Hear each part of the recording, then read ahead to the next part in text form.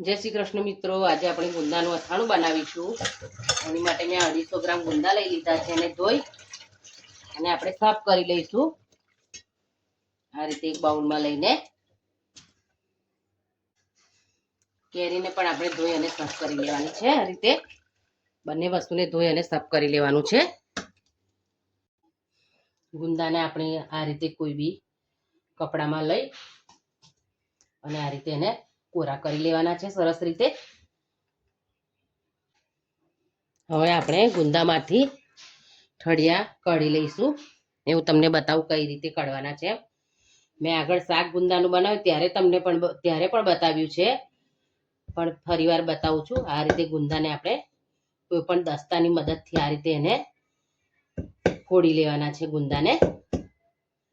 પછી આ રીતે એક ડીશમાં મીઠું લેવાનું છે અને આવી છરીને આપણે મીઠાવાળી કરી આ રીતે બીને આપણે કાઢી લેવાનું છે। તમે મીઠાવાળી છરી કરશો એટલે તરત જ સહેલાઈથી બી બધા નીકળી જશે। આ રીતે આપણે બધા ગુંદાના બી કાઢી લઈશું। ગુંદા બધા ફોડીને તૈયાર કરી લીધા છે। કેરીને પણ આ રીતે છોલી લઈશું। પહેલા કેરીને છીણી લઈશું। આ રીતે આપણે કેરીને છીણી લીધી છે। હવે આપણે એની અંદર એક બાઉલ મસાલો મિક્સ કરી લઈશું સરસ રીતે। ગુંદામાં કેરીના છીણમાં આ રીતે સરસ મસાલો મિક્સ કરી લેવાનો છે। હવે આપણે ગુંદા ભરીએ પહેલા આપણે તેલને ગરમ કરવા મૂકી દઈએ। આ રીતે આપણે તેલને ગરમ કરી અને ઠંડુ કરી લેવાનું છે। મેં સિંગ તેલ લીધું છે, તમે સરસિયાનું તેલ પણ લઈ શકો। આપણે બધા ગુંદાને આ જે મસાલો આપણે મિક્સ કર્યો છે છીણમાં એનાથી આપણે ભરી લઈશું।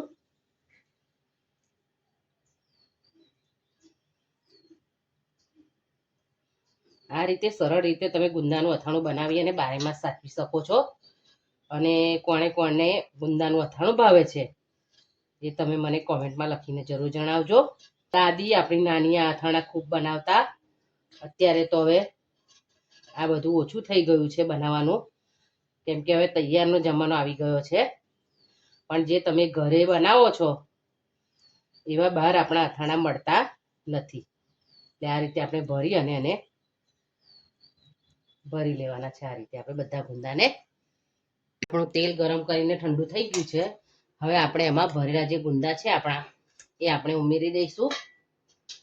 પછી આપણી જોડે બાકીનો મસાલો છે એ પણ આપણે અંદર મિક્સ કરી દઈશું। આ રીતે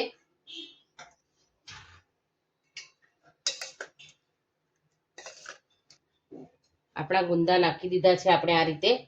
પછી આપણે એને ઢાંકીને 3 દિવસ સુધી તપેલીમાં જ રહેવા દઈશું અને વચ્ચે વચ્ચે આપણે હલાવતા રહીશું એને।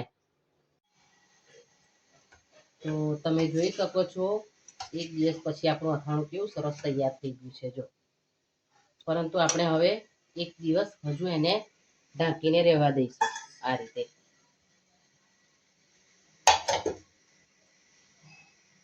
આપણે જોઈ લઈએ 2 દિવસ પછી આપણું ગુંદાનું અથાણું પૂરું થઈ ગયું છે। જો કેટલું સરસ થઈ ગયું છે। આ રીતે તમે તપેલીમાં રાખીને જ એને 2-3 દિવસ આવી રીતે હલાવશો ને આપણા ગુંદા એમાં સરસ અથાઈ જશે। જો તમે તાત્કાલિક બરણીમાં ભરી દેશો તો તમને આમ હલાવવામાં બરણીમાં તકલીફ પડશે। એટલે આ રીતે 3 દિવસ સુધી આપણે એને હલાવતા રહેવાનું છે ઢાંકીને રહેવા દેવાના। પછી પાછા તો 3 દિવસ પછી આપણું ગુંદાનું અથાણું સરસ તૈયાર થઈ ગયું છે। તમે જોઈ શકો છો જો ગુંદાનો સરસ કલર પણ ચેન્જ થઈ ગયો છે, એટલે આપણું અથાણું સરસ અથાઈ ગયું છે। હવે આપણે એને એક કાચની બરણીમાં ભરી લઈશું। અથાણું હંમેશા કાચની બરણીમાં જ ભરવું। મેં એને તડકે તપાવી અને લઈ લીધી છે। હવે આપણે એને આ બોટલમાં ભરી લઈશું કાચની।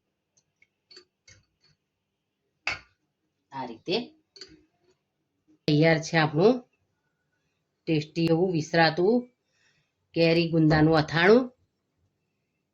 તમે એક વખત આ રીતે ચોક્કસ બનાવજો અને આ રીતે એરટાઇટ બોટલમાં ભરીને જ એને સાચવવાનું છે આપણે અને કાચની બોટલમાં જ ભરવાનું છે આપણે એને।